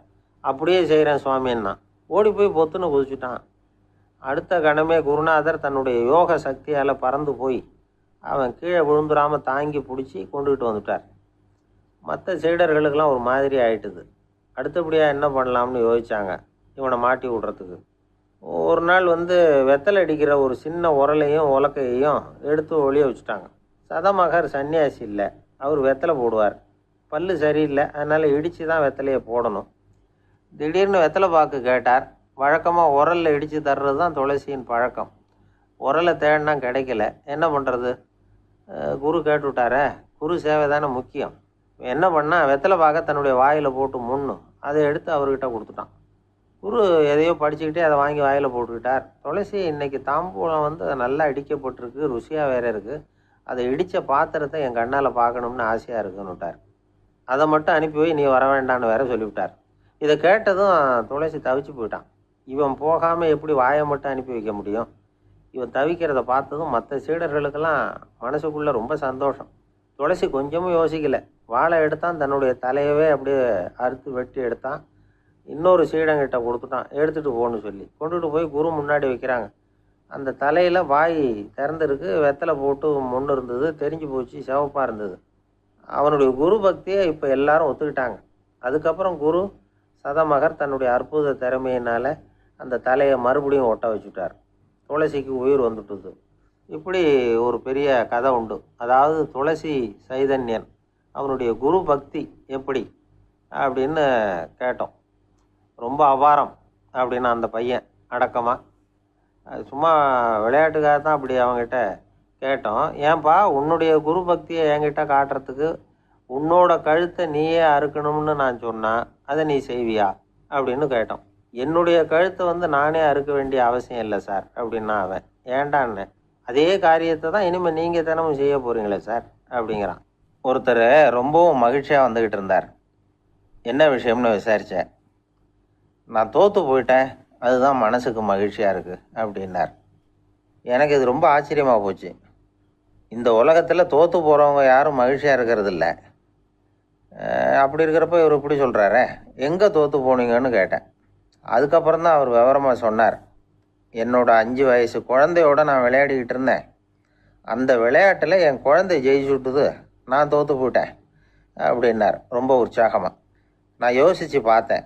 அதாவது நாம் சின்ன குழந்தையாக இருக்கிறப்போ எந்த விளையாட்டில் கலந்துக்கிட்டாலும் அதில் நாம் தான் ஜெயிக்கணும்னு ஒரு வெறி நமக்குள்ளே இருக்கும்.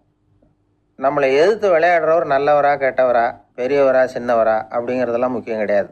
அவர் தோற்று போகணும், நாம் ஜெயிக்கணும், அதுதான் முக்கியம். எதிரியை சந்தோஷப்படுத்த விளையாடுகிற கலை அப்போ நமக்கு தெரியறதில்ல. வாழ்க்கையில் ஒரு பக்குவம் வந்ததுக்கு அப்புறம் வெற்றி பெறணுங்கிற மன அழுத்தம் போயிடுது. போட்டியில் ஜெயிக்கணுங்கிறத விட குழந்தையை சந்தோஷப்படுத்தணுங்கிறது முக்கியமாக போச்சு. ஜெயிக்கணுங்கிற வெறி ஓடி போட்டுது. ஒரு குழந்தையாக இருந்தப்போ நம்ம வளர்ச்சிக்கு உதவிய வெறி பெரியவனானதுக்கு பிறகு நமக்கு எதிரியாக மாறுது. அதை சரியான சமயத்தில் நாம் புரிஞ்சுக்கிட்டோம்னா போதும், நாம் பொழைச்சிக்கலாம். ஒவ்வொரு மனுஷனுமே வாழ்க்கையோட அடுத்த கட்ட வளர்ச்சியில் அடி எடுத்து வைக்கிற நேரத்தில் தன்கிட்ட இருந்து ஏதோ ஒரு குணத்தை அல்லது தன் குணம் இருந்த ஏதோ ஒரு உறவை நாம் இழக்கத்தான் வேண்டியிருக்குது. ஒரு கட்டம் வரைக்கும் உதவியாக இருந்த குணம் அடுத்த கட்டத்துக்கு தடையாக கூட மாறிடலாம். இந்த பரிமாண மாற்றத்துக்கு உள்ளாகிற ஒவ்வொருத்தரும் பிரத்யட்சமாக இதை உணர்றாங்க. ஆனால் பல பேர் எப்படின்னா பழசை திறந்துவிட்டு புதிய கொள்கைகளை உருவாக்கிக்கிறதுக்கு இஷ்டம் இல்லாமல் இருந்துடுறாங்க, அல்லது அப்படி செய்ய முடியாமல் தவிக்கிறாங்க. இதையெல்லாம் மீறி அந்த பழசை திறந்துட்டா அதை இழந்ததால் உண்டாகிற மன அழுத்தம் சில காலத்துக்கு வருத்திக்கிட்டு தான் இருக்கும், வேறு வழி இல்லை. ஆரோக்கியமான ஒரு முன்னேற்றத்துக்காக அந்த மன அழுத்தத்தை தாங்கிக்கத்தான் வேணும் அப்படிங்கிறாரு அந்த உலக புகழ்பெற்ற மேதை ஒருத்தர், இந்த ஸ்காட் பெக் அப்படிங்கிறவர். பிறந்த நாள் முதல் இதுதான் சரி அப்படின்னு கற்பிக்கப்பட்டு வந்த ஒவ்வொரு தத்துவத்தையும் தங்களுடைய வளர்ச்சிக்கு தகுந்த மாதிரி மாற்றி அர்த்தப்படுத்தி கொள்ள முடியாமல் வாழ்க்கை சூழலில் அப்படியே அரைப்பட்டு தூளாகிறவர்கள் தான் ரொம்ப தவிக்கிறாங்களாம். இதுதான் அவருடைய கருத்து. பெரும்பாலும் மனிதர்களுடைய நடுத்தர வயசில், அதாவது 30 தாண்டுகிற சமயத்தில் தான் இந்த தவிப்பு உண்டாகுதான். இதை தான் மேற்கத்திய நாடுகளில் அடிக்கடி மிட் லைஃப் கிரைசிஸ் அப்படின்னு சொல்கிறாங்க. அப்பப்போ பழசையெல்லாம் தொலைச்சி விட்டு புதுசாக பிறக்கிறதுக்கு கற்றுக்கணும். ஒவ்வொரு நிமிஷத்தையும் அந்த நிமிஷத்துக்கு ஏற்ற சித்தாந்தம் கொண்டவர்களாக சந்திப்போம் அப்படிங்கிறார் அந்த உளவியல் நிபுணர். இப்படி பழகிக்கிட்டால் வாழ்க்கை இன்பமயம், இல்லைன்னா தவிப்பு மயம்தான். பழசை தொலைக்க முடியாதவர்களில் எத்தனையோ பேர் உண்டு, எத்தனையோ ரகம் உண்டு. அதில் வேடிக்கையான நண்பர்களும் உண்டு. ஒருத்தர் நண்பர் வீட்டுக்கு போனார். அவர் ஏதோ இனிப்பு பலகாரம் கொடுத்து சாப்பிட சொல்லியிருக்கிறாங்க அவங்க வீட்டில். இவர் சாப்பிட்டு பார்த்துட்டு சொன்னாராம், சார் 6 மாதத்துக்கு முன்னாடி ஒரு தடவை இங்கே வந்தேன், அப்போது ஒரு இனிப்பு பலகாரம் கொடுத்தீங்க, அது இதை விட நல்லா இருந்தது சார் அப்படின்னாராம். அப்போ செஞ்ச அதே இனிப்பு பலகாரம் தான் சார் இதுவும் அப்படின்னாராம் அவர். இந்த பதிவு பிடித்திருந்தா சப்ஸ்கிரைப் பண்ணுங்க, லைக் மற்றும் ஷேர் பண்ணுங்க. நன்றி.